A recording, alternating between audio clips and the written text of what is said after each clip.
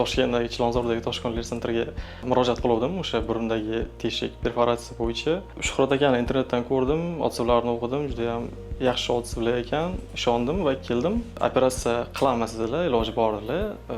80 ga 20% xudo xolasa bitib ketadi deb nima qildilar. Xudoga shukr, operatsiya juda ham yaxshi o'tdi. Option narkoz bo'yicha hech qanaqangi bir qiyinchilik narsa bo'lgani yo'q. Reabilitatsiya ham oson o'tdi.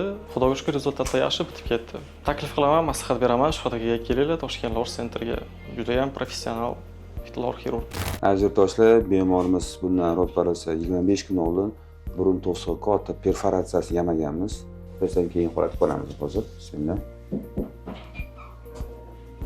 O'ng tomonlari mana hozir ko'rkasi bor, lekin mana qarang qanaqa yamangan.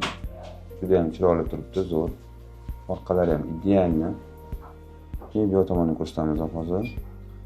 Mana bu tomonlari mana juda ham zo'r yopilgan. Sizlarga operatsiyadan oldingi holatini ko'rsatamiz, qanaqa bo'lganini. Mana idealni holatda turibdi. Ya'ni burun to'sig'ini yamash operatsiyasi kichkina operatsiya emas, oson operatsiya emas. Operatsiya 4 soatga cho'zilgan operatsiyalar, chunki juda ham teshik katta edi. Ya'ni 2,1 santimetrga 1,5 mashaqqat adashmasam kattaligi. Lekin juda ham zo'r rezultat. Xudo xolasa o'zi ham xursandlar. Samimiy teshik yopilgan.